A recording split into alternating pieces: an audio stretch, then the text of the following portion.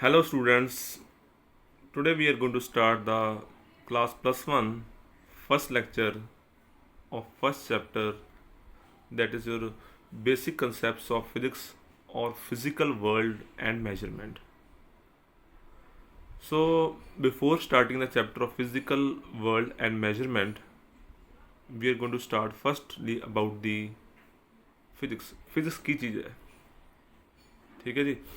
ਤੁਸੀਂ class 10th 'ਚ ਪੜ੍ਹੇ ਜੀ ਸਬਜੈਕਟ 3 ਸਾਇੰਸ ਦੇ ਹਿੱਸੇ 3 ਹੈ, ਫਿਜ਼ਿਕਸ, ਕੈਮਿਸਟਰੀ ਅਤੇ ਬਾਇਓ, ਠੀਕ ਹੈ ਜੀ।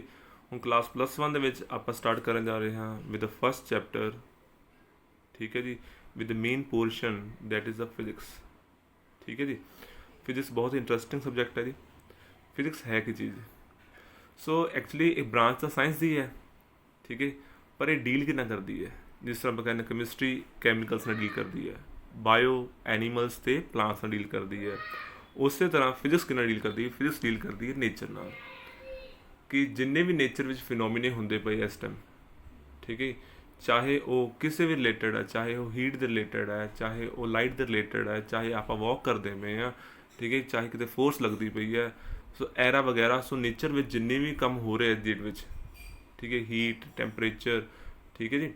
ਸੋ ਇਨ ਦੇ ਰਿਲੇਟਡ ਜੋ ਵੀ ਪ੍ਰੋਸੈਸ ਆਪਣੇ ਚੱਲਦੇ ਪਏ, ਲਾਈਟ ਦੇ ਕੰਸੈਪਟ ਚੱਲਦੇ ਪਏ ਆ, ਸਾਨੂੰ ਤੋਂ ਲਾਈਟ ਆ ਰਹੀ ਹੈ, ਠੀਕ ਹੈ ਜੀ, ਜਾਂ ਉਹਦੇ ਸਪੈਕਟਰਮ ਬਣ ਰਹੇ ਆ। ਸੋ ਇਹ ਸਭ ਨੂੰ ਕੌਣ ਡੀਲ ਕਰ ਰਿਹਾ? ਫਿਜ਼ਿਕਸ। ਸੋ ਫਿਜ਼ਿਕਸ ਹੈ ਕਿ ਫਿਜ਼ਿਕਸ ਬੇਸਿਕਲੀ ਬ੍ਰਾਂਚ ਸਾਇੰਸ ਦੀ ਹੈ ਜੋ ਡੀਲ ਕਰਦੀ ਹੈ ਨੇਚਰ ਨਾਲ, ਠੀਕ ਹੈ। ਆਪਾਂ ਲਾਅ ਪੜ੍ਹਨੇ ਫਿਜ਼ਿਕਸ ਦੇ ਵਿੱਚ ਨੇਚਰ ਦੇ ਅਕੋਰਡਿੰਗ। ਸੋ ਨੇਚਰ ਵਿੱਚ ਜੋ ਵੀ ਚੱਲਦਾ ਕੰਸੈਪਟ ਚੱਲਦਾ ਪਿਆ, ਸੋ ਉਹਨੂੰ ਡੀਲ ਕਰ ਰਿਹਾ ਆਪਣਾ ਕੌਣ? ਫਿਜ਼ਿਕਸ ਡੀਲ ਕਰਦਾ ਪਿਆ।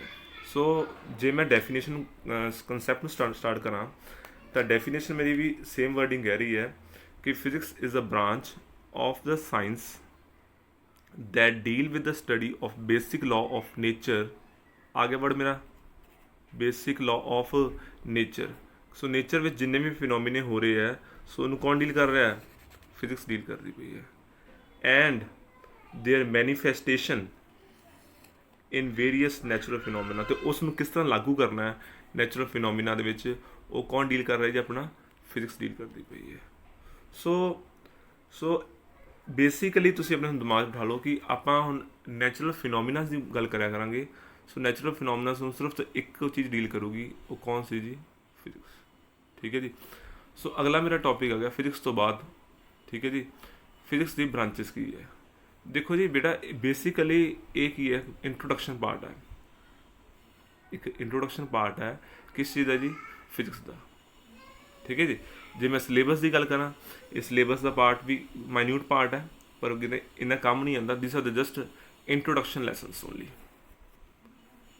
ਸੋ ਬ੍ਰਾਂਚਿਸ ਆਫ ਫਿਜ਼ਿਕਸ ਦੀਆਂ ਬ੍ਰਾਂਚਿਸ ਤਾਂ ਬਹੁਤ ਹੈ, ਪਰ ਬੇਸਿਕਲੀ ਆਪਾਂ 5 ਬ੍ਰਾਂਚਿਸ ਨਾਲ ਪੜ੍ਹਾਂਗੇ।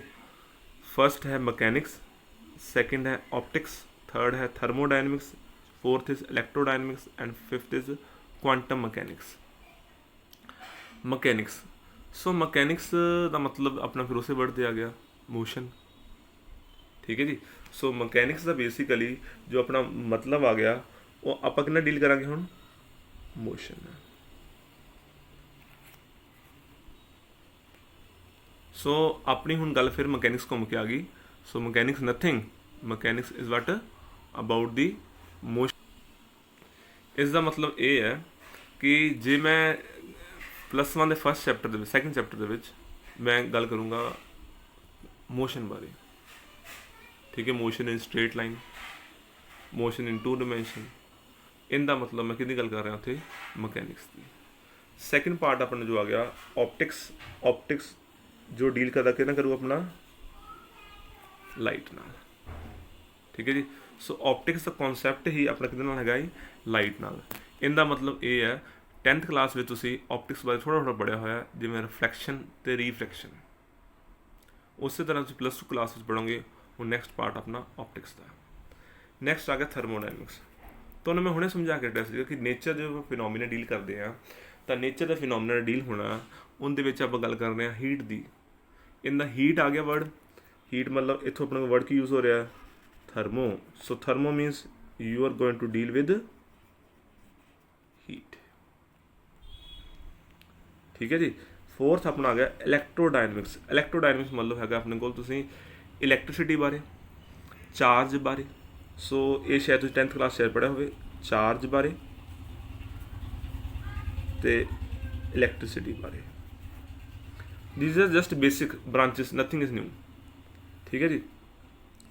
फिफ्थ अपने आ गई जो लेटेस्ट ब्रांच चलती पई अजकल, MSc तक बड़ा ब्रांच चलती पई है, उसका नाम है क्वांटम मकैनिक्स। देखो जी, क्वांटम मकैनिक्स का जो ब्रांच है वो डील कर रहे हैं आप सब एटॉमिक पार्टिकल्स नाल। सब एटॉमिक पार्टिकल्स। हुण ये सब एटॉमिक पार्टिकल्स होंदे किहड़े जी?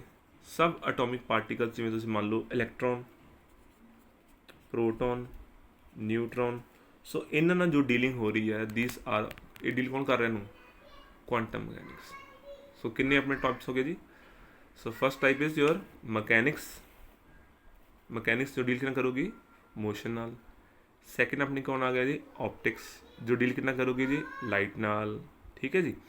थर्ड अपने को थर्मो, थर्मो मतलब हीट नाल। ठीक है, नेचर में जो भी फिनोमिना हीट चलते पे हैं। फोर्थ इलैक्ट्रोडायनमिक्स, इनका मतलब गल करांगे आप इलैक्ट्रिसिटी के चार्ज बारे, ये भी आप +2 पढ़ांगे। क्वांटम मकैनिक्स ये फर्दर BSc क्लासेस से फर्दर पढ़ांगे इनू, जो कि सब एटॉमिक पार्टिकल्स नाल डील करोगी। सब एटॉमिक पार्टिकल्स किहड़े-किहड़े हैगे जी? इलैक्ट्रॉन, प्रोटॉन ते न्यूट्रॉन। ठीक है जी। बिकॉज बेसिकली मैटर किहदा बनिया होया है? न्यू पार्टिकल्स का। पार्टिकल्स कितने बने हुए अगे? एटम्स के। एटम्स किस का बनया हुआ अगे? सब एटॉमिक पार्टिकल्स कितने कौन है? इलैक्ट्रॉन, प्रोटॉन ते neutron. So these are the nothing just basic concepts of the parts, branches of the physics. ठीक है जी। सो फर्दर आप इसमें फर्दर शुरू करते हैं। Next topic is your fundamental forces in nature. हुण आप देखो जी, दसन जा रहे हैं कि किहड़ी किहड़ी फोर्सिस नेचर विच एग्जिस्ट करती हैं फिजिक्स दे विच। देखो फिजिक्स मैं पहला दसवें वर्ड के नाल है, नेचर नाल है। इनका मतलब फिजिक्स दे विच जिन्नियां भी फोर्सिस आंदियां हैं वो 4 मेजर फोर्सिस दे नाल डिस्ट्रीब्यूट हुई हैं। ठीक है जी। मैं अपने वर्ड में फिर दोहरा रहा कि फिजिक्स दे विच जिन्नियां भी फोर्सिस आनियां हैं वो 4 फोर्सिस नाल दे विच की हुई हैं? डिस्ट्रीब्यूट हुई हैं।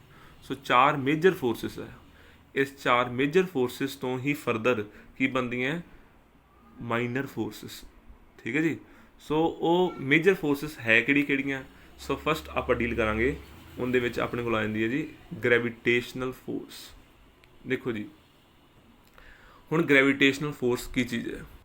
जिहड़ी अपनी ग्रेविटेशनल फोर्स है, जे मैं डेफिनेशन अकॉर्डिंग चलना, it is the force of mutual attraction between 2 bodies by virtue of their masses. इनका मतलब ये है, दुनिया दे विच कोई भी 2 बॉडीज़ है, तो कोई भी 2 बॉडीज़ पई हैं, उन्हां विच जिहड़ी फोर्स ऑफ अट्रैक्शन हैगी है, ठीक है, उन्होंने की बोल रहे हैं? Gravitational force. कोई भी 2 बॉडी, सपोज करो चाहे 2 बुक्स ही पई हैं, किसी डिस्टेंस ना पई हुई हैं, उन्होंने जी फोर्स एक्ट करूगी, which force it is gravitational force, nothing is there. ठीक है। पर जे मैं गल करा हुण ग्रेविटेशनल फोर्स की थोड़ी डिटेल च, तो इसनों मैं लैके तुरूंगा नाल, किस दे नाल लैके तुरूंगा वो आपां डिस्कस करते हैं। लो जी, आप स्टार्ट करते हैं जी ग्रेविटेशन फोर्स की। हुण गां तुहानूं दसना थोड़ी डिटेल बारे। देखो जी, बिल्कुल सिंपल है कि जिस तरह सपोज करो 2 बॉडीज़ पई हैं, हुण बॉडीज़ की गल आ गई है। ठीक है। सपोज करो सन है जी, आ कौन है? अर्थ है। अर्थ का मास m2, आ सन है, सन का मास तुसीं मान लो m1। सपोज करो वो आपस 8 डिस्टेंस सैपरेट किए हुए हैं। ठीक है जी। 8 डिस्टेंस किए हुए आपस सैपरेट किए हुए हैं। तो देखो हुण 2 बॉडीज़ आ गई, 2 बॉडीज़ अपना की है? मास है। जो 2 बॉडीज़ आ गई, 2 बॉडीज़ अपना मास है, तो मैं सिंपल मैं कंसैप्ट फिर तुहानूं दस रहा कि force? Gravitational force. So gravitational force किहदे विचकार एक्ट करती हमेशा? कोई भी 2 बॉडीज़। देखो बॉडीज़ नूं ध्यान देखो, एक सन है, एक अर्थ है। सन ते अर्थ आपस बहुत दूर दूर है। इनका मतलब जिहड़ी इनकी रेंज है, इनकी मार है फोर्स की, वो बहुत दूर तक है, बहुत दूर। देखो सन कित्थे है, अर्थ कित्थे है। इनका मतलब फोर्स का आपस में जी अट्रैक्शन है वो बहुत ज़्यादा है, बहुत ऑर्डर लम्मा इनका। सो इसे करके इत्थे आपां वर्ड की यूज़ कर देंगे वर लॉन्ग रेंज ऑर्डर। ਆਪਾਂ ਆਹ ਵਰਡ यूज़ कर ਲੈਣੇ ਕਿ long range order. So long range order की चीज़ है अपना, इनका मतलब ये फोर्स बहुत ही दूर तक इसकी मार हैगी है। देखो सन थोड़े सिंपल सामने सिंपल दी एग्जाम्पल दी हुई है। सो ग्रेविटेशन फोर्स का फॉर्मूला है, तुसी यूनिट नंबर 6+1 दे ਉਹਦਾ ਚੈਪਟਰ ਨਾਮ ਹੀ ਗ੍ਰੈਵੀਟੇਸ਼ਨ ਹੈ, ਉਹਦੇ 'ਤੇ ਫਾਰਮੂਲਾ ਪੜ੍ਹੋਗੇ ਇਹ। So F is equal to G m1 m2/r²। So m1 m2 अपना की है इत्थे मास है, just you have to remember the formula just now only, ठीक है। तुसीं प्रॉपरली पढ़ोगे 6th यूनिट ग्रेविटेशन च। आर की है जी डिस्टेंस, जी इत्थे किहड़ा कॉन्सटेंट है ग्रेविटेशनल कॉन्सटेंट, जिस दी वैल्यू की होगी फिक्स होगी। सो मैं कह सकदा जिहड़ी फोर्स है वो डिपेंड किहदे उपर करूगी मासिस ते, जिन्ना मास ज़्यादा होगा ठीक है जी उन्नी फोर्स की होगी ज़्यादा, तो जिन्ना डिस्टेंस घट होगा उन्नी फोर्स ज़्यादा, जो डिस्टेंस ज़्यादा है फोर्स की होगी उन्नी घट होगी। इनका मतलब हो गया सो अर्थ ते सन दा मास तो ज़्यादा है पर डिस्टेंस बहुत बहुत ज़्यादा है, डिस्टेंस ज़्यादा होना फोर्स होगी बहुत वीक होगी। इनका मतलब तुसी ये कह सकते हो कि फोर्स एग्जिस्ट करती है पर वीकेस्ट फोर्स बन गई। वीकेस्ट फोर्स क्यों बनी है, उनका रीज़न की बने क्यों डिस्टेंस बहुत ज़्यादा है, ठीक है। डिस्टेंस बहुत ज़्यादा है तो डिस्टेंस ते फोर्स आपस में की पे है किहड़े प्रपोर्शन पे है इनवर्सली पे है। जे इनवर्सली पे है जिमें जिमें डिस्टेंस वधूगा उमें फोर्स की होगी अपनी घटूगी, ठीक है बेटा। सो कोई गल नहीं, फर्दर आप डिस्कस करांगे ये यूनिट 6 में प्रॉपरली है, तो जस्ट डिस्क्रिप्शन चलती पई है कि ये फोर्सिस कहंदियां की पई हैं। देखो जिमें आप ब्रांचेस पढ़ते थे फिजिक्स की, ठीक है जी, फिजिक्स की ब्रांच की सी जो नेचर नाल डील करती है। एक मैं तुहानूं उस टाइम पढ़ी सी अपने को सी फर्स्ट मकैनिक्स, सैकेंड सी ऑप्टिक्स, थर्ड सी thermo and fourth is electrodynamics. Electrodynamics तुहानूं कितने मतलब गल की चार्ज बारे इलैक्ट्रिसिटी बारे, इनका मतलब वही फोर्स उस ब्रांच नाल लिंक करती पई हुण इलैक्ट्रोमैग्नैटिक फोर्स। सो ध्यान सुनो बेटा, the force acting between two electric charges at rest. इनका मतलब फिर दो चार्जिस, सो कोई भी दो चार्ज अगे गल की आप दो मास बारे, हुण गल कहते आ गई दो चार्ज बारे जिहड़े की होणगे रैस्ट विच। ये तुसीं फोर्स कदों पढ़ोगे +2 विच फर्स्ट चैप्टर विच, ठीक है। इहदा नाम फोर्स का की हुंदा इलैक्ट्रोस्टैटिक फोर्स। इलैक्ट्रो मतलब समझ गए चार्ज, स्टैटिक मतलब की आ गया rest. So charge at rest, so force कितने विचकार चार्ज एट रेस्ट के विचकार। सो अगे वर्ड मेरा आ गया इलैक्ट्रो तो बाद की आ गया वर्ड मेरा मैगनैटिक वर्ड आ गया। इनका मतलब ये कली गल हुण इलैक्ट्रिक नाल नहीं हो रही। सिमिलरली गल जे मैं दो चार्ज की बजाए मैं गल करा एक सिंपल मैगनेट की, तो मैगनेट के अपन पता दो पोल्स है, किहड़े किहड़े पोल है जी, एक नॉर्थ पोल एक किहड़ा पोल है जी south pole. So north pole तो साउथ पोल के विचकार जिहड़ी फोर्स एक्ट करूगी that is which force magnetic force, ठीक है। तो हुण जिथे इलैक्ट्रिक फोर्स होगी तुसीं +2 पढ़ोगे, +1 नहीं तुसीं कुछ पढ़ोगे हजे, ठीक है। This are just basics. तो मैं दस्सिया कि जिन्नियां फोर्सिस हैगियां फिजिक्स दे विच वो सारियां इस चारां फोर्सिस दे की हैगे जी पार्ट है।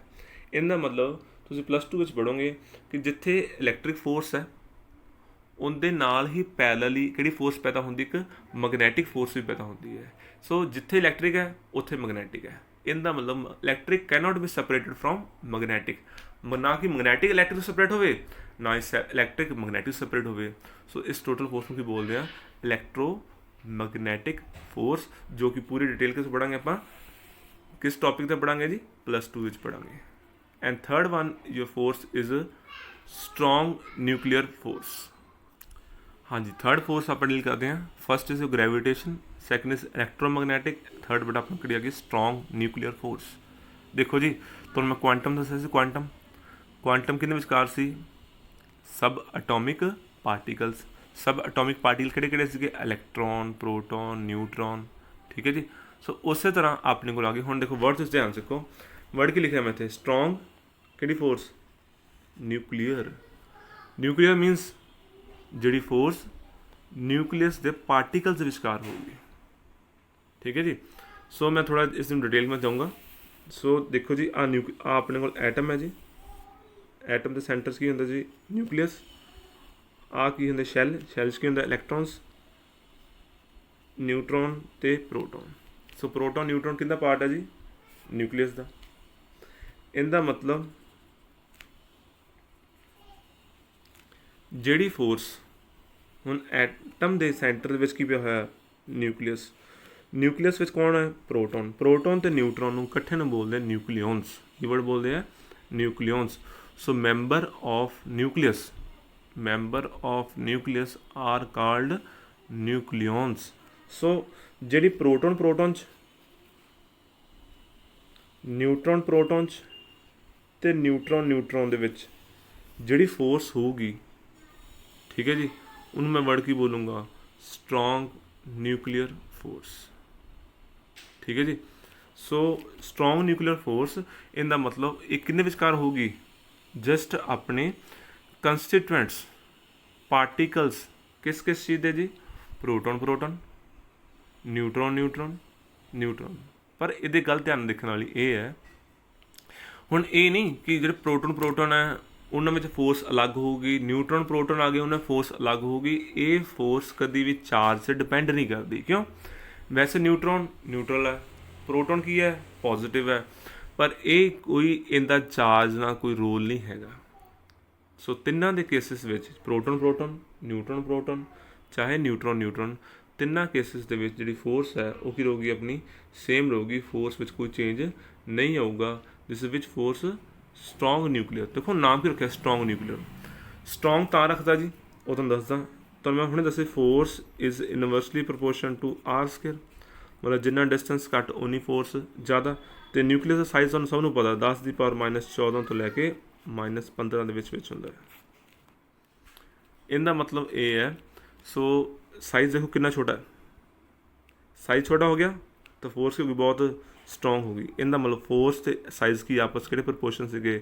ਇਨਵਰਸਲੀ ਪ੍ਰਪੋਰਸ਼ਨ ਸੀਗੇ। ਸੋ ਆਪਾਂ ਕਹਿ ਸਕਦੇ ਹਾਂ ਇਸੇ ਕਰਕੇ ਸਾਈਜ਼ ਬਹੁਤ ਛੋਟਾ ਸੀਗਾ, ਡਿਸਟੈਂਸ ਬਹੁਤ ਛੋਟਾ ਸੀਗਾ, ਠੀਕ ਹੈ ਜੀ, ਤਾਂ ਇਹਦੀ ਫੋਰਸ ਵੀ ਬਹੁਤ ਸਟਰੋਂਗ ਹੋ ਗਈ। ਸਿਮਿਲਰਲੀ ਮੈਂ ਜੇ ਗੱਲ ਕਰਾਂ ਕਿ ਹੁਣ ਇਸ ਫੋਰਸ ਦਾ ਇਸ ਇਲੈਕਟ੍ਰੋਨ ਨਾਲ ਕੋਈ ਲਿੰਕ ਨਹੀਂ ਹੋਊਗਾ। ਇਹ ਫੋਰਸ ਜਦੋਂ ਆਪਾਂ ਨਿਊਕਲੀਅਸ ਖਤਮ ਹੋ ਗਿਆ, ਨਿਊਕਲੀਅਸ ਤੋਂ ਬਾਹਰ ਆ ਗਏ, ਇਹ ਫੋਰਸ ਦੀ ਵੈਲਿਊ ਨਾਲ ਦੀ ਨਾਲ ਕੀ ਹੋ ਜੂਗੀ? 0 ਹੋ ਜੂਗੀ। ਇਹਦਾ ਮਤਲਬ ਇਹਦਾ ਜੋ ਕਨਸੈਪਟ ਹੈ ਸਿਰਫ ਨਿਊਕਲੀਅਸ ਦੇ ਵਿੱਚ ਹੈ। ਸੋ ਜਿੰਨਾ ਛੋਟਾ ਸਾਈਜ਼ ਉਨੀ ਜ਼ਿਆਦਾ ਸਟਰੋਂਗ ਫੋਰਸ। ਇਸੇ ਕਰਕੇ ਨਾਮ ਤੋਂ ਹੀ ਕਲੀਅਰ ਬਣ ਗਿਆ ਕਿਹੜੀ ਫੋਰਸ ਹੋ ਗਈ ਜੀ? Strong nuclear force. So strong nuclear force ਹੋ ਗਿਆ strong attractive force which bind together. ਕਿਹਨੂੰ ਬਾਈਂਡ ਟੂਗੈਦਰ ਕੀਤਾ ਹੋਇਆ? Protons and neutron. ਆਪਾਂ ਹੁਣੇ ਪੜ੍ਹ ਕੇ ਆਏ in a nucleus is called which force? Strong nuclear force. So ਨਾਮ ਚ ਕਲੀਅਰ ਹੋ ਗਿਆ। ਸਟਰੋਂਗ ਮੈਂ ਵਰਡ ਕਾਸੇ ਯੂਜ਼ ਕੀਤਾ, ਰੀਜ਼ਨ ਕੀ ਸੀਗਾ? ਸਭ ਨੂੰ ਦਿਮਾਗ ਪੈ ਗਿਆ ਜੀ। And the fourth force is your weak nuclear force. ਦੇਖੋ ਜੀ, ਹੁਣ ਉਹ ਸਟਰੋਂਗ ਸੀ, ਹੈ ਉਹ ਨਿਊਕਲੀਅਰ ਨਾਲ ਸੀਗੀ, ਇਹ ਕਿਹੜੀ ਆ ਗਈ ਹੁਣ? ਵੀਕ। ਹੁਣ ਇਹ ਡਿਫਰੈਂਸ ਕੀ ਹੈ? ਸੋ ਪਹਿਲਾਂ ਮੈਂ ਇਹ ਦੱਸਣਾ ਚਾਹੂੰਗਾ ਕਿ ਇਹਨਾਂ ਆਪਸ ਵਿੱਚ ਡਿਫਰੈਂਸ ਕੀ ਹੈ, ਠੀਕ ਹੈ। ਸਟਰੋਂਗ ਅਤੇ ਵੀਕ ਵਿੱਚ ਆਪਸ ਵਿੱਚ ਫਰਕ ਕਿਸ ਚੀਜ਼ ਦਾ ਹੈਗਾ, ਉਹਨੂੰ ਆਪਾਂ ਥੋੜ੍ਹਾ ਜਿਹਾ ਅਲੈਬੋਰੇਟ ਕਰਨਾ ਚਾਹਾਂਗੇ, ਠੀਕ ਹੈ ਜੀ। So we will discuss the last type of force that is a weak nuclear force, ਠੀਕ ਹੈ ਜੀ। ਸੋ ਇਹਦਾ ਮਤਲਬ ਇਹਦਾ ਵੀ ਕੋਈ ਨਿਊਕਲੀਅਸ ਨਾਲ ਲਿੰਕ ਹੋਊਗਾ। ਨਿਊਕਲੀਅਰ ਵਰਡ ਆ ਗਿਆ, ਉੱਤੋਂ ਦੀ ਵਰਡ ਕੀ? ਸਟਰੋਂਗ ਨਹੀਂ ਲਿਖਿਆ, ਵਰਡ ਕੀ ਲਿਖਿਆ ਇਹਨਾਂ ਨੇ? ਵੀਕ ਲਿਖਿਆ। ਸੋ ਉਸ ਟੌਪਿਕ ਨੂੰ ਆਪਾਂ ਡਿਸਕਸ ਕਰਾਂਗੇ। So we will further discuss in the last force this a weak nuclear force. ਹਾਂਜੀ, ਵੀਕ ਨਿਊਕਲੀਅਰ ਫੋਰਸ ਕੀ ਹੈ? It is a force that appear only between elementary particles involved in nuclear process such as beta decay of a nucleus. ਦੇਖੋ ਜੀ, ਤੁਸੀਂ ਇਹ force BSc 'ਚ ਥੋੜ੍ਹੀ ਜਿਹੀ +2 'ਚ ਪੜ੍ਹੋਗੇ, ਥੋੜ੍ਹੀ ਜਿਹੀ ਬਸ, ਠੀਕ ਹੈ ਜੀ। ਇਹ ਹੈ ਕੀ ਚੀਜ਼? ਜੇ ਮੈਂ ਥੋੜ੍ਹਾ ਡਿਟੇਲ ਸਮਝਾਵਾਂ ਇਸ ਚੀਜ਼ ਦੀ ਤਾਂ ਇਹ ਬੇਟਾ ਦੇਖੋ, ਉਹ ਕਹਿੰਦੇ ਜੀ ਨਿਊਕਲੀਅਸ ਹੈ, ਨਿਊਕਲੀਅਸ ਦੇ ਸਬ ਅਟੋਮਿਕ ਪਾਰਟੀਕਲਸ ਜਾਂ ਐਲੀਮੈਂਟਰੀ ਪਾਰਟੀਕਲਸ ਕਿਹੜੇ ਆਪਣੇ ਕੋਲ? ਪ੍ਰੋਟੋਨ ਅਤੇ ਨਿਊਟਰੋਨ ਹੈ। ਉਹ ਕਹਿੰਦੇ ਜਦੋਂ ਇਹਨਾਂ ਦੇ ਵਿੱਚੋਂ ਜਿਹੜੇ ਨਿਊਕਲੀਅਸ ਅਨਸਟੇਬਲ ਹੁੰਦੇ ਆ, ਥੋੜ੍ਹਾ ਧਿਆਨ ਨਾਲ ਸੁਣਿਓ, ਫੋਰਸ ਫਿਊਚਰ 'ਚ ਕੰਮ ਆਊਗੀ, +1 'ਚ ਬਿਲਕੁਲ ਕੰਮ ਨਹੀਂ ਆਊਗੀ, ਠੀਕ ਹੈ ਜੀ। ਉਹਦੇ ਵਿੱਚ ਆਪਣਾ ਹੈ ਕਿ ਜੀ ਕਿ ਜਿਹੜੇ ਨਿਊਕਲੀਅਸ ਹੈ ਜਿਹੜੇ ਅਨਸਟੇਬਲ ਹੁੰਦੇ ਆ,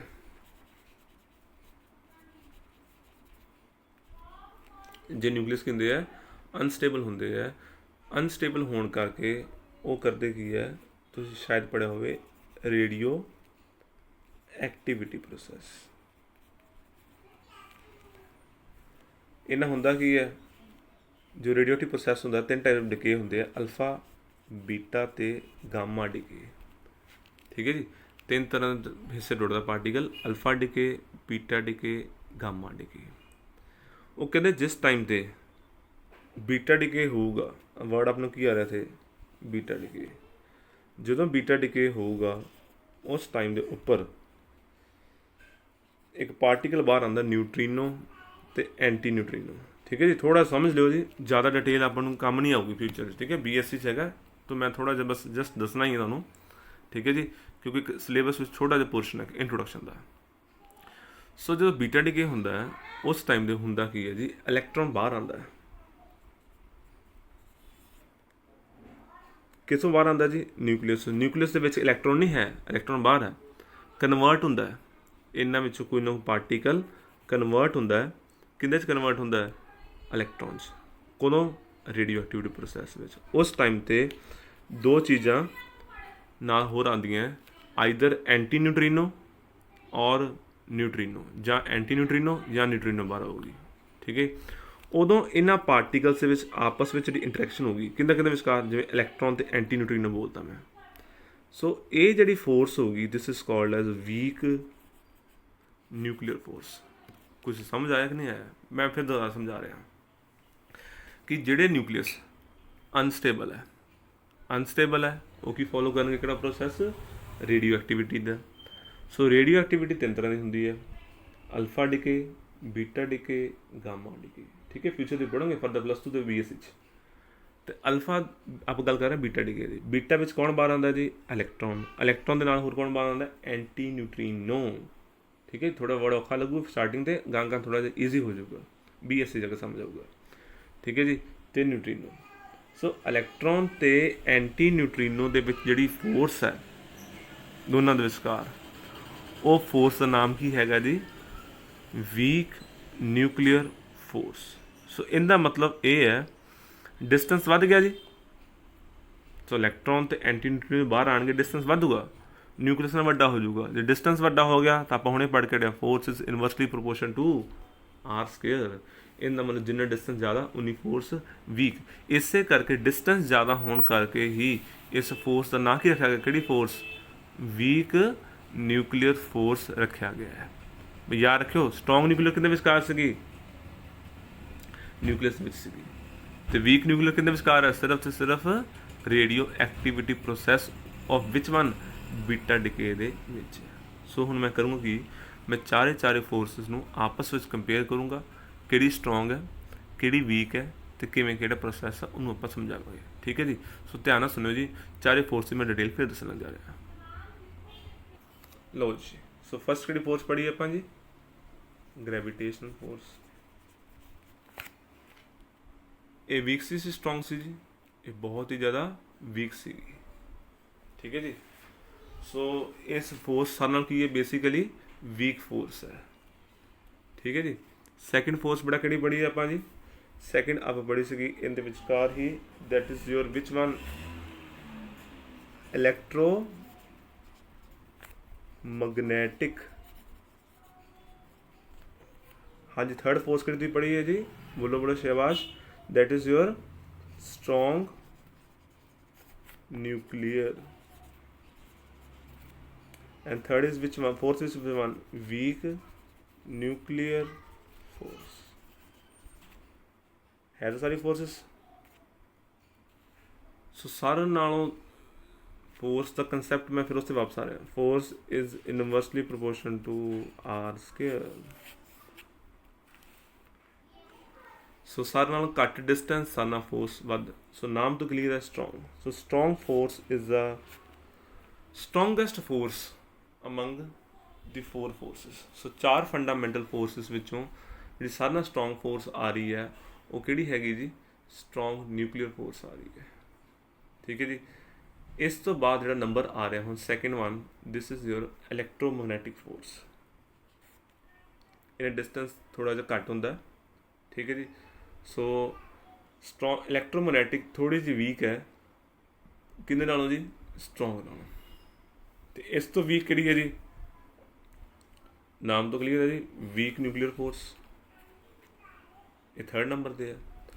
ਤੇ ਤੁਹਾਨੂੰ ਪਤਾ ਡਿਸਟੈਂਸ ਬਹੁਤ ਜ਼ਿਆਦਾ ਅਰਥ ਤੇ ਸਨ ਦੇ ਵਿਚਕਾਰ ਉਹ ਕਿਹੜੀ ਫੋਰਸ ਸੀ ਆਪਣੀ ਫਿਰ ਗ੍ਰੈਵੀਟੇਸ਼ਨਲ ਫੋਰਸ। ਠੀਕ ਹੈ ਜੀ। ਸੋ ਆਪਾਂ ਨੂੰ ਕਲੀਅਰ ਹੋ ਗਿਆ ਕਿਹੜੀ ਫੋਰਸ ਕਿੰਨੀ ਵੀਕ ਹੈ ਕਿਹੜੀ ਸਟਰੋਂਗ ਹੈ। ਹੁਣ ਆਪਾਂ ਪੜ੍ਹਨਾ ਦਾ ਰੇਂਜ। ਸੋ NCERT ਬੁੱਕ ਦੇ ਅਕੋਰਡਿੰਗ ਇਹਦਾ ਰੇਂਜ ਬਣ ਸਕਦੀ ਹੈ। ਠੀਕ ਹੈ ਜੀ। ਉਹ ਰੇਂਜ ਕੀ ਹੈ ਜੀ, ਉਹ ਦੇਖੋ ਧਿਆਨ ਨਾਲ ਸਾਰਾ ਸਮਝਣਾ ਹੈ। So first one is which one, strong force, nuclear force. ਠੀਕ ਹੈ ਜੀ। ਉਸ ਤੋਂ ਬਾਅਦ ਕਿਹੜੀ ਸੀ ਜੀ, ਇਲੈਕਟ੍ਰੋ ਮੈਗਨੈਟਿਕ। ਥਰਡ ਬੇਟਾ ਕਿਹੜੀ ਹੈ ਜੀ, weak nuclear force, and last one is which one, gravitational force. So ਜੇ ਮੈਂ ਇਹ ਨਿਊਕਲੀਅਰ ਫੋਰਸ ਬਹੁਤ ਸਟਰੋਂਗ ਹੈ ਇਹਨੂੰ ਮੈਂ ਮਤਲਬ 1। ਇਲੈਕਟ੍ਰੋਮੈਗਨੈਟਿਕ ਇਹਦੇ ਨਾਲੋਂ 10⁻² ਟਾਈਮਸ ਵੀਕਰ ਹੈ। ਇਹਦਾ ਮਤਲਬ 1/100। ਠੀਕ ਹੈ ਜੀ, 1/100 ਟਾਈਮਸ ਵੀਕਰ ਹੋ ਗਈ ਕਿਹਦੇ ਨਾਲੋਂ ਜੀ, ਸਟਰੋਂਗ ਨਿਊਕਲੀਅਰ। ਸੋ ਸਟਰੋਂਗ ਨਿਊਕਲੀਅਰ ਫੋਰਸ ਦੇ ਨਾਲੋਂ ਇਲੈਕਟ੍ਰੋਮੈਗਨੈਟਿਕ ਕਿੰਨੀ ਵੀਕ ਹੈ, 1/100 ਟਾਈਮਸ। ਠੀਕ ਹੈ ਜੀ। ਅਤੇ ਵੀਕ ਨਿਊਕਲੀਅਰ ਫੋਰਸ ਜਿਹੜੀ ਹੈਗੀ ਹੈ ਉਹ ਹੈਗੀ ਹੈ ਜੀ 10⁻13 ਟਾਈਮਸ। ਇਹਦਾ ਮਤਲਬ ਇੱਕ ਨਾਲ ਕਿੰਨੀ ਜ਼ੀਰੋ ਪਾ ਦੇ ਥੱਲੇ ਮੈਂ, 13ਵਾਂ ਜ਼ੀਰੋ। ਕਿਹਦਾ ਵੀਕਰ ਹੈ ਜੀ, ਸਟਰੋਂਗ ਨਿਊਕਲੀਅਰ ਨਾਲੋਂ। ਠੀਕ ਹੈ ਜੀ। ਅਤੇ ਗ੍ਰੈਵੀਟੇਸ਼ਨਲ ਜੋ ਸਾਰਿਆਂ ਨਾਲ ਵੀਕਰ ਹੈ ਉਹ 10⁻38 ਟਾਈਮਸ ਵੀਕਰ ਹੈ। ਇਹਦਾ ਮਤਲਬ ਸਟਰੋਂਗ ਨਿਊਕਲੀਅਰ ਫੋਰਸ ਨਾਲੋਂ ਗ੍ਰੈਵੀਟੇਸ਼ਨ ਫੋਰਸ ਕਿੰਨੀ ਵੀਕਰ ਹੈ ਜੀ, 10⁻38 ਟਾਈਮਸ ਵੀਕਰ ਹੈ। ਠੀਕ ਹੈ ਜੀ। ਸੋ ਆਰਡਰ ਆ ਗਿਆ ਜੀ। ਹੁਣ ਦੇਖੋ ਜੀ ਸਾਰਿਆਂ ਨਾਲ ਸਟਰੋਂਗ ਕਿਹਨੂੰ ਗਿਣੀ ਹੈ ਜੀ ਆਪਾਂ, ਸਟਰੋਂਗ ਨਿਊਕਲੀਅਰ ਨੂੰ। ਸੋ ਸਾਰਿਆਂ ਨਾਲ ਵੀਕਰ ਕੌਣ ਹੈ ਜੀ, ਗ੍ਰੈਵੀਟੇਸ਼ਨ। ਗ੍ਰੈਵੀਟੇਸ਼ਨ ਫੋਰਸ ਕਿੰਨੀ ਵੀਕਰ ਹੈ ਜੀ, 10⁻38 ਟਾਈਮਸ ਵੀਕਰ ਹੈ ਕਿਹਦੇ ਨਾਲੋਂ ਜੀ, strong nuclear. So you have to remember this thing. ਠੀਕ ਹੈ ਜੀ, ਕਿ ਕਿਹੜੀ ਫੋਰਸ ਕਿਵੇਂ ਸਟਰੋਂਗ ਹੈ। ਸੋ ਤੁਹਾਨੂੰ ਪੇਪਰ ਵਿੱਚ ਅਰੇਂਜਮੈਂਟ ਵੀ ਆ ਸਕਦਾ ਸੀ ਇਹਦਾ। ਠੀਕ ਹੈ ਜੀ। ਤੁਹਾਨੂੰ ਆਰਡਰ ਵੀ ਪੁੱਛ ਸਕਦੇ ਆ, ਰੇਂਜ ਵੀ ਪੁੱਛ ਸਕਦੇ ਆ। ਠੀਕ ਹੈ ਜੀ। ਸਪੋਜ਼ ਕਰੋ ਜੀ ਹੁਣ ਮੈਂ ਥੋੜ੍ਹਾ ਜਿਹਾ ਇਸਨੂੰ ਚੇਂਜ ਕਰ ਦਿੰਦਾ। ਚੇਂਜ ਮੈਂ ਇਸ ਤਰ੍ਹਾਂ ਕਰ ਦਿੰਦਾ, ਮੈਂ ਕਿਹਾ ਜੀ ਆਰਡਰ ਲਿਖ ਕੇ ਦਿਖਾਓ ਜੀ ਜਿਹਦੇ ਵਿੱਚ ਮੈਂ ਗ੍ਰੈਵੀਟੇਸ਼ਨ ਨੂੰ ਮੈਂ 1 ਦੇਤਾ ਨੰਬਰ। ਠੀਕ ਹੈ। ਇੱਕ ਤੁਹਾਨੂੰ ਨਿਊ ਚੀਜ਼ ਸਿਖਾ ਰਿਹਾ ਕਿ ਮੰਨ ਲਓ ਮੈਂ ਗ੍ਰੈਵੀਟੇਸ਼ਨ ਨੂੰ 1 ਨੰਬਰ ਦੇਤਾ, ਫਿਰ ਮੈਂ ਕਿਹਨੂੰ ਲਿਖੂੰਗਾ ਜੀ, ਵੀਕ ਨਿਊਕਲੀਅਰ ਫੋਰਸ ਨੂੰ, ਫਿਰ ਇਲੈਕਟ੍ਰੋਮੈਗਨੈਟਿਕ ਨੂੰ, ਫਿਰ ਮੈਂ ਲਿਖੂੰਗਾ ਜੀ ਕਿਹਨੂੰ, ਸਟਰੋਂਗ। ਹੁਣ ਮੈਂ ਓਪੋਜ਼ਿਟ ਆਰਡਰ ਲਿਖ ਲਾਂਗਾ। ਜੇ ਮੰਨ ਲਓ ਓਪੋਜ਼ਿਟ ਆਰਡਰ ਲਿਖਣਾ ਆ ਜਾਵੇ, ਹਾਂਜੀ ਹੁਣੇ ਪੜ੍ਹ ਕੇ ਹਟਿਓ ਕਿ ਗ੍ਰੈਵੀਟੇਸ਼ਨ ਫੋਰਸ ਕਿੰਨੀ ਵੀਕ ਸੀਗੀ, 10⁻38। ਸੋ ਸਟਰੋਂਗ ਨਿਊਕਲੀਅਰ ਕਿੰਨੀ ਸਟਰੋਂਗ ਹੋਊਗੀ ਗ੍ਰੈਵੀਟੇਸ਼ਨ ਨਾਲੋਂ, 10⁻38 ਟਾਈਮਸ। ਜੀ ਮੈਨੂੰ ਮਨ ਮੰਨਦਾ, ਥੋੜ੍ਹਾ ਧਿਆਨ ਸੁਣਿਓ, ਚੀਜ਼ ਸਮਝਣ ਆਉਂਦੀ ਹੈ। ਠੀਕ ਹੈ ਜੀ। ਅੱਗੇ ਸਟਰੋਂਗ ਕਿੰਨੀ ਸਟਰੋਂਗ, ਗ੍ਰੈਵੀਟੇਸ਼ਨ ਕਿੰਨੀ ਵੀਕ ਹੈ, 10⁻38 ਟਾਈਮਸ। ਇਹਨੇ ਟਾਈਮਸ 1/0, 1 ਨਾਲ ਥੱਲੇ ਕਿੰਨੀ ਜ਼ੀਰੋ ਲਾਓ, 38 ਜ਼ੀਰੋ ਲਾ ਦਿਓ। ਸਟਰੋਂਗ ਗ੍ਰੈਵੀਟੇਸ਼ਨ ਨਾਲ ਕਿੰਨੀ ਸਟਰੋਂਗ ਹੈ, 10⁻38 ਟਾਈਮਸ। ਹੁਣ ਦੇਖੋ ਇਸ ਚੀਜ਼ ਨੂੰ ਆਪਾਂ ਚੱਲਦੇ ਹਾਂ ਫਰਦਰ। ਠੀਕ ਹੈ ਜੀ। ਹੁਣ ਸੈਕਿੰਡ ਮੇਰੇ ਕੋਲ ਆ ਗਿਆ ਜੀ। ਇਸ ਤੋਂ ਬਾਅਦ ਮੈਂ ਹੁਣ ਡਿਸਕਸ ਕਰੂੰਗਾ। ਹੁਣ ਆ ਗਈ ਵੀਕ। ਹਾਂਜੀ ਹੁਣ ਵੀਕ ਅਤੇ ਆਪਸ ਕਿੰਨਾ ਫਰਕ ਸੀਗਾ, 100 ਦਾ ਫਰਕ ਸੀ। ਫਿਰ ਕਿੰਨਾ ਫਰਕ ਸੀ ਆਪਸ। ਠੀਕ ਹੈ ਜੀ। ਸੋ ਉਸ ਕੰਸੈਪਟ ਦੇ ਅਕੋਰਡਿੰਗ ਜਿਹੜੀ ਨਿਊਕਲੀਅਰ ਫੋਰਸ ਹੋਊਗੀ ਉਹ ਕਿੰਨੀ ਬਣੂਗੀ, 25 ਟਾਈਮਸ। ਕਿਉਂਕਿ ਦਿਸ ਇਜ਼ 38, ਦਿਸ ਇਜ਼ 13। ਠੀਕ ਹੈ ਜੀ। ਪਲੱਸ ਕਰਦਾ 25 ਬਣ ਜਾਏਗਾ। ਅਤੇ ਇਲੈਕਟ੍ਰੋਮੈਗਨੈਟਿਕ ਕਿੰਨਾ ਫਰਕ ਪਊਗਾ ਆਪਸ। ਠੀਕ ਹੈ ਜੀ। ਉਹ ਬਣੂਗੀ ਆਪਣੀ 10⁻36। ਇਹਦਾ ਮਤਲਬ ਗ੍ਰੈਵੀਟੇਸ਼ਨ ਫੋਰਸ ਤੋਂ ਜੇ ਮੈਂ 1 ਨੰਬਰ ਮੰਨ ਲਿਆ, ਠੀਕ ਹੈ ਜੀ, ਤਾਂ ਗ੍ਰੈਵੀਟੇਸ਼ਨ ਫੋਰਸ ਦੇ ਨਾਲੋਂ ਵੀਕ ਨਿਊਕਲੀਅਰ ਫੋਰਸ 10⁻25 ਗੁਣਾ ਜ਼ਿਆਦਾ, ਇਲੈਕਟ੍ਰੋਮੈਗਨੈਟਿਕ ਉਸ ਤੋਂ ਵੀ ਜ਼ਿਆਦਾ, ਅਤੇ ਸਟਰੋਂਗ ਨਿਊਕਲੀਅਰ ਸਾਰਿਆਂ ਨਾਲੋਂ ਜ਼ਿਆਦਾ। ਸੋ ਤੁਹਾਨੂੰ 2 ਆਰਡਰ ਸਿਖਾਤੇ। ਆਰਡਰ ਪਹਿਲਾਂ ਕੀ ਸੀਗਾ, ਜਿਹਦੇ ਸਟਰੋਂਗ ਨਿਊਕਲੀਅਰ ਕੀ ਮੰਨਿਆ ਸੀ ਮੈਂ, 1। ਗ੍ਰੈਵੀਟੇਸ਼ਨ ਉਹਦੇ 1/0 ਟਾਈਮਸ ਸੀਗੀ। ਠੀਕ ਹੈ ਜੀ, ਵੀਕਰ। ਪਰ ਹੁਣ ਜੇ ਮੈਂ ਗ੍ਰੈਵੀਟੇਸ਼ਨ ਨਾਲੋਂ ਸਟਰੋਂਗਰ ਕਿੰਨੀ ਹੈਗੀ ਹੈ ਨਿਊਕਲੀਅਰ ਫੋਰਸ, 10⁻38 ਟਾਈਮਸ। ਸੋ ਕਨਫਿਊਜ਼ ਨਹੀਂ ਹੋਣਾ ਬੇਟਾ। ਸੋ ਦੋਨੇ ਮੈਥਡ ਕੀ ਹੈ ਜੀ, ਇੱਕੋ ਚੀਜ਼ ਨੂੰ ਮੈਂ ਅਲੱਗ-ਅਲੱਗ ਜਾਣਕਾਰੀ ਤਰੀਕੇ ਨਾਲ ਸਮਝਾਏ ਹੋਏ ਆ। ਸੋ ਇਹ ਸੀ ਆਪਣਾ first chapter, first topic of the physical world and measurement. Thank you.